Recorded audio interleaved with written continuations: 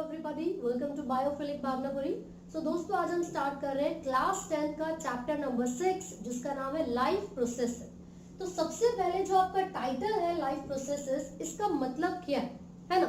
तो देखो, हमारी बॉडी में यानी कि जितने भी लिविंग ऑर्गेनिजम्स हैं उनकी बॉडी में होने वाली जो एक्टिविटीज है, जो प्रोसेसेस है which are very important for their survival, उन सभी एक्टिविटीज को, उन सभी प्रोसेसेस को लाइफ प्रोसेस कहते हैं। तो सबसे पहले जो डिफाइन है लाइफ प्रोसेस की वो क्या होगी, तो यहां पर लिख लेते हैं all the activities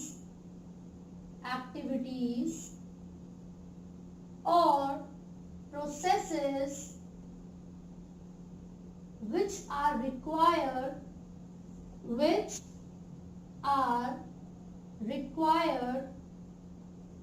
for the maintenance of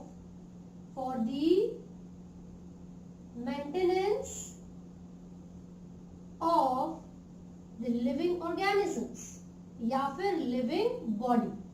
तो लिविंग ऑर्गेनिजम्स की मेंटेनेंस के लिए या फिर उनकी सर्वाइवल के लिए, फॉर द मेंटेनेंस आप स्लैश डालकर यहाँ पर क्या लिख सकते हो, सर्वाइवल।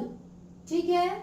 सो लाइफ प्रोसेस की डिफाइन हमने यहाँ पर लिखी है ऑल द एक्टिविटीज और the processes which are required for the maintenance और for the survival of the living organisms, उनको हम बोलते हैं लाइफ प्रोसेसेस।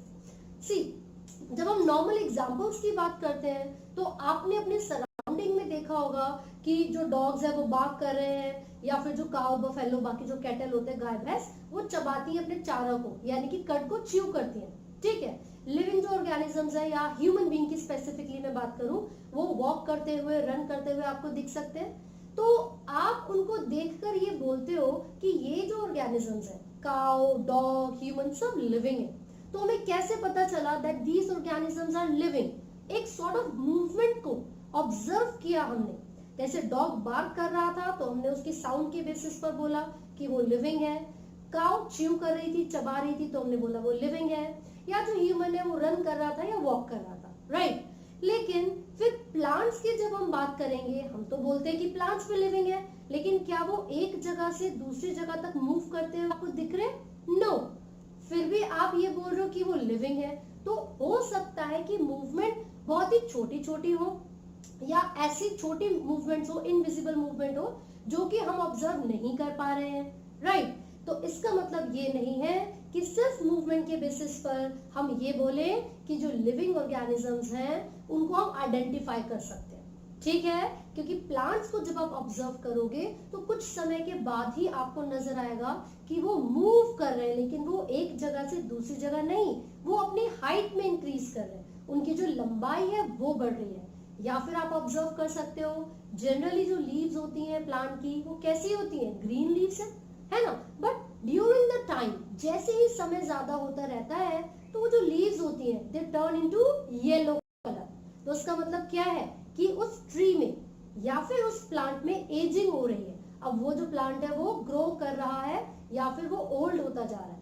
ठीक है। तो इसका मतलब ये हुआ कि लिविंग और नॉन लिविंग ऑर्गेनिजम्स में डिफरेंशिएट करने के लिए एक फैक्टर मूवमेंट हो सकता है, लेकिन सिर्फ मूवमेंट के बेसिस पर हम डिफरेंशिएट नहीं करेंगे, राइट। दूसरी चीज, ये कौन से प्रोसेसेस हैं जिन प्रोसेसेस को, जो हमारी एक्टिविटीज है, जो हमारी एक्टिविटीज को मेंटेन कर रहे हैं, वो क्या क्या स्टेप्स है ना, कौन कौन से प्रोसेसेस हैं। जैसे कि सबसे पहला एक एग्जांपल मैं यहाँ पर ले रही हूँ न्यूट्रिशन का। न्यूट्रिशन, क्योंकि आज की वीडियो में मैं आपको पूरा ओवरव्यू दूंगी कि इस चैप्टर में हम कौन कौन से प्रोसेसेस को डिस्कस करेंगे, तो ध्यान से सुनिए, क्योंकि अगर आपको इनका बेसिक अच्छे से पता होगा तो हर एक टॉपिक को समझना बहुत इजी हो जाता है। ठीक है।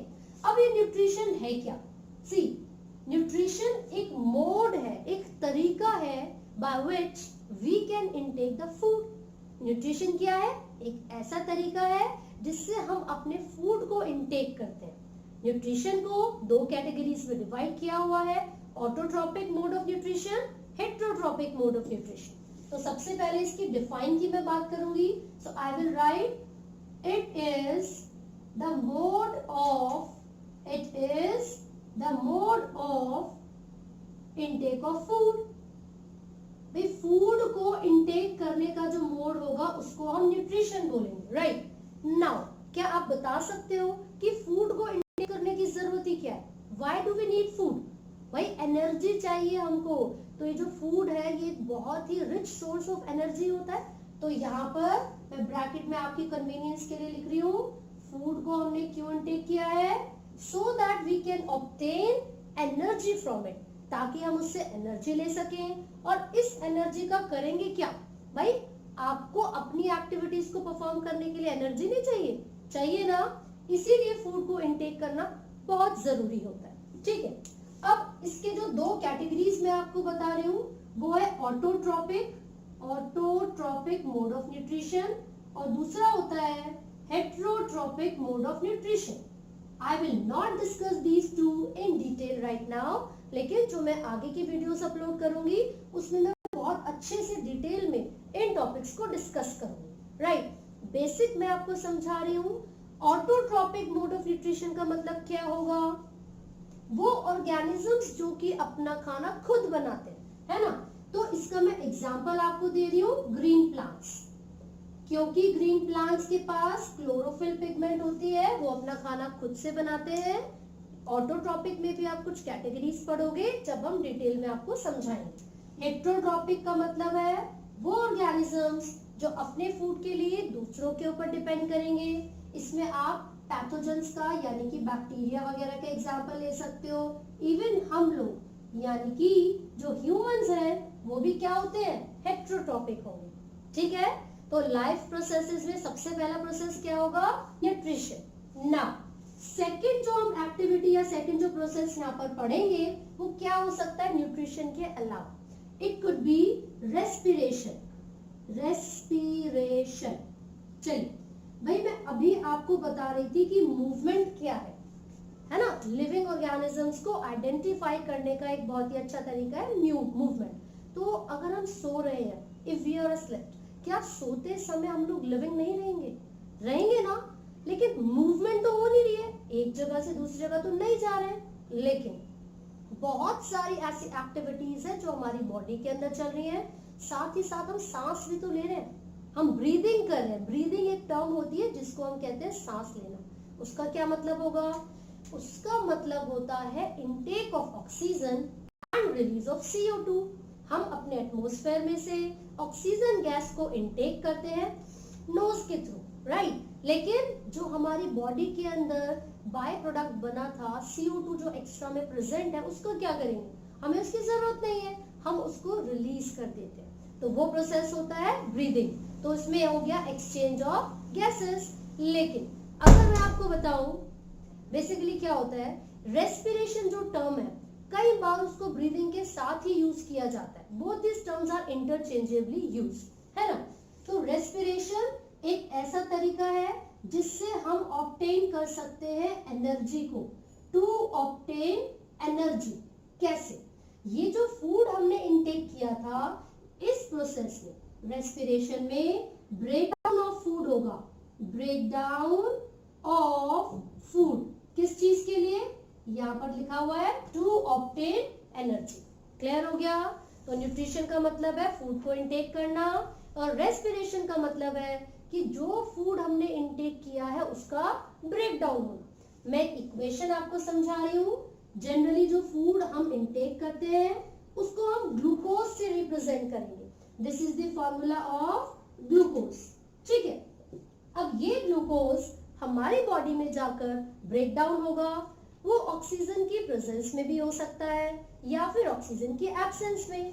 हम यहाँ पर ऑक्सीजन की प्रेजेंस में एक्टिविटी बता रहे हैं। तो जब ये ऑक्सीजन की प्रेजेंस में ब्रेक डाउन होगा तो क्या प्रोडक्ट्स निकलेंगे? CO2 plus H2O along with energy, right. तो हमें ग्लूकोज के ब्रेकडाउन होने पर CO2 यानी कि कार्बन डाइऑक्साइड, H2O यानी कि वाटर, और साथ ही साथ एनर्जी मिलती है। एनर्जी की वजह से तो हमने रेस्पिरेशन की थी। क्लियर है? तो ये दोनों स्टेप्स हैं या फिर ये दोनों प्रोसेसेस हैं जो कि हमारे सर्वाइवल को मेंटेन करने के लिए जरूरी है। ठीक है, आगे बढ़ेंगे। अगर मैं लोअर ऑर्गेनिजम्स के बारे में बात करूं, जो छोटे छोटे ऑर्गेनिजम्स हैं या सिंगल सेल्ड ऑर्गेनिजम्स हैं, ठीक है, वो क्या करेंगे? वो रेस्पिरेशन कैसे करेंगे? क्योंकि वो एक ही सेल है, यूनिसेल्युलर मैंने बोला, तो उनके जो बॉडी का सरफेस होता है वो उसके थ्रू ही डिफ्यूजन कर लेते हैं और एक्सचेंज ऑफ गैसेस बड़ी आसानी से हो जाएगा। लेकिन आप सोचो हमारी बॉडी में कितने सारे सेल्स हैं, there are a million number of cells, बहुत ज्यादा सेल्स हैं। तो अगर हम अपनी स्किन के थ्रू कभी भी डिफ्यूजन करते हैं तो क्या ये जो सेल आउटर मोस्ट लेयर पे उसने ऑक्सीजन को इनटेक किया, वो अंदर तक पहुंचा सकेगा? नहीं पहुंचा सकता। क्यों? क्योंकि जो हमारी स्किन है वो मल्टी लेयर्ड है, बहुत सारी लेयर से मिलकर बनी है, तो डिफ्यूजन होना आसान नहीं होगा। ठीक है, इसीलिए ह्यूमन बींग्स की जब हम बात करते हैं तो लंग्स की मदद से हम रेस्पिरेशन करेंगे, जबकि लोअर ऑर्गेनिजम्स उनके पास कोई सिस्टम नहीं है तो वो अपनी बॉडी के सरफेस से भी रेस्पिरेशन कर सकते हैं, राइट। तो इन दोनों स्टेप्स के आगे अब एक तीसरा स्टेप हम पढ़ेंगे, तीसरा लाइफ प्रोसेस, और वो कौन सा होगा? मैं इसको रब कर देती हूँ। जो थर्ड स्टेप हम यहाँ पर पढ़ रहे हैं वो है ट्रांसपोर्टेशन। अब ट्रांसपोर्टेशन की क्या जरूरत पड़ गई भाई? क्यों नहीं पड़ेगी? आप खुद सोचो, जब फूड का ब्रेकडाउन हमारी बॉडी में हुआ था तो एनर्जी रिलीज हुई। अब वो एनर्जी बॉडी के अलग अलग पार्ट्स तक भी तो जानी चाहिए, तो उस एनर्जी को ट्रांसपोर्ट करने के लिए एक ट्रांसपोर्ट सिस्टम होगा। तो नेक्स्ट स्टेप क्या है? अगला प्रोसेस ट्रांसपोर्टेशन। ट्रांसपोर्टेशन तो बेसिकली अगर मैं ह्यूमन के बारे में यानी कि एनिमल्स के बारे में बात करूंगी तो एनिमल्स के अंदर सर्कुलेटरी सिस्टम होता है और जो ब्लड है वो एक बहुत ही इंपॉर्टेंट रोल प्ले करेगा। जितनी भी एनर्जी है, जितने भी हॉर्मोन्स हैं, विटामिन्स हैं या ऑक्सीजन, एसेंशियल चीजें, उन सभी को बॉडी के एक पार्ट से दूसरे पार्ट तक पहुंचाने के लिए, तो हमने यहाँ पर लिख लिया सर्क्यूलेटरी सिस्टम। सर्क्यूलेटरी सिस्टम, और इसके अंदर क्या क्या चीजें इंक्लूडेड होती हैं? हमारा हार्ट इंक्लूड होगा, हमारे ब्लड वेसल्स इंक्लूड होते हैं, राइट। तो ये सब बहुत ही इंपॉर्टेंट रोल प्ले करते हैं एसेंशियल एलिमेंट्स को, विटामिन्स, हार्मोन्स या ऑक्सीजन गैस को बॉडी के एक पार्ट से अलग अलग पार्ट्स तक पहुंचाने में, और एनर्जी को भी। ठीक है, लेकिन जब हम प्लांट्स के बारे में बात करेंगे, so do plants also have the same circulatory system? Do plants have blood vessels? No. फिर वो कैसे करते हैं transportation? They have vascular tissues. क्या होगा उनके पास? Vascular tissues. तो ये जो vascular tissues हैं, that includes xylem and phloem, ये बहुत ही important role play करेंगे जो भी important substances हैं उनको ट्रांसपोर्ट करने में। जैसे कि जाइलम का रोल होता है वाटर, मिनरल और हार्मोन्स को ट्रांसपोर्ट करना, राइट। और फ्लोएम का रोल होता है जितना भी फूड मटेरियल, जितना भी ऑर्गेनिक मैटर है उसको प्लांट के एक पार्ट से बाकी पार्ट्स तक पहुंचाना। ठीक है ना? तो ये सब चीजें जरूरी है, वो इसलिए ताकि हमारी जो लाइफ की एक्टिविटीज है, ताकि हमारा जो सर्वाइवल है उसको मेंटेन किया जा सके। अब खुद सोचो, ये ह्यूमन में जो सर्कुलेटरी सिस्टम है, जो ब्लड वगैरह है, उसने एक पार्ट से, एक सेल से दूसरे सेल तक पहुंचा दिया है ऑक्सीजन को। अब उस ऑक्सीजन का सेल ने यूज किया और उस ऑक्सीजन को यूज करके, अभी पीछे इक्वेशन बनाई थी ना, ग्लूकोज को ब्रेक डाउन कर देंगे। ठीक है, अब खाली ग्लूकोज तो है नहीं हमारी बॉडी में, ऐसे और भी बहुत सारे सब्सटेंसेस हैं। तो जब जब एनर्जी का इस्तेमाल करके सब्सटेंसेस को ब्रेक डाउन किया जाता है तो कुछ ऐसे बाय प्रोडक्ट्स निकल के आते हैं जो कि ना तो सिर्फ हमारे लिए यूजलेस है बल्कि हार्मफुल भी है। That why do we need to keep them inside our body? हमें कोई जरूरत नहीं है उनको अपनी बॉडी में रखने की, तो हम क्या करेंगे? हम उन वेस्ट प्रोडक्ट्स को अपनी बॉडी के बाहर, यानी कि अपनी बॉडी से बाहर रिमूव कर देंगे by the process called excretion. क्या को कहते हैं उस प्रोसेस को? एक्सक्रीशन। तो एक्सक्रीशन एक ऐसा प्रोसेस है by which removal of waste product occur. Removal of waste products occur. Clear होगी बात? तो क्योंकि मैंने बोला वो जो वेस्ट प्रोडक्ट्स हैं ना तो सिर्फ हमारे लिए यूजलेस है बल्कि हार्मफुल भी हो सकते हैं, तो हमें उनको बॉडी के बाहर रिमूव करना चाहिए, और रिमूव करने का जो प्रोसेस है वो एक्सक्रीशन होगा। ठीक है। ह्यूमन के अंदर जो एक्सक्रीटरी सिस्टम है उसमें किडनीज प्रेजेंट होती है, यूरेटर्स प्रेजेंट होती है। इसका मतलब है कि एक प्रॉपर, एक वेल डेवलप्ड एक्सक्रीटरी सिस्टम किसके अंदर प्रेजेंट है? ह्यूमंस में, राइट। लेकिन जब हम प्लांट्स के बारे में बात करेंगे तो वो किस तरीके से रिमूवल करते हैं वेस्ट प्रोडक्ट को? तो आपने देखा है कि जैसे ऑटम आता है, पतझड़, तो पत्तियां झड़ना शुरू हो जाती हैं। भाई लीव्स में तो फोटोसिंथेसिस हो रही थी, खाना बन रहा था, और अगर अब वो पत्तियां झड़ गई तो उसका मतलब है कि लीव्स में कुछ ना कुछ सब्सटेंस तो होगा। तो ये प्लांट्स का एक तरीका होता है लीव्स में जितना भी वेस्ट प्रोडक्ट है उसको रिमूव करने का। साथ ही साथ स्टोमेटा के थ्रू एक्सचेंज ऑफ गैसेस होता है ना लीव्स में, तो स्टोमेटा क्या करता है? उसको ऑक्सीजन की जरूरत नहीं है तो वो ऑक्सीजन को रिलीज कर देगा, राइट। ट्रांसपिरेशन भी होता है, यानी कि लॉस ऑफ वाटर। तो जब भी प्लांट्स में एक्स्ट्रा पानी होगा तो वो लीव्स के सरफेस से इवेपोरेट हो जाता है, यानी कि भाप बनके, वेपर्स बनके उड़ जाता है। तो ये सभी तरीके हैं प्लांट्स के अंदर एक्सक्रीशन की। तो मैंने बताया ट्रांसपिरेशन यानी कि लॉस ऑफ वाटर, जो भी एक्सेस में पानी होगा। इसके अलावा लीव्स झड़ जाती है, फॉलिंग ऑफ लीव्स, पत्तियों का झड़ना, ये सब चीजें क्या है? ये एक्सक्रीशन के तरीके हैं जो कि प्लांट्स के अंदर होंगे, right. So with this we are done with the introduction of the chapter. I hope आपको ये टॉपिक समझ में आया है। इन केस आपको कोई डाउट है तो आप कमेंट कर सकते हैं। And do not forget to like, share and subscribe.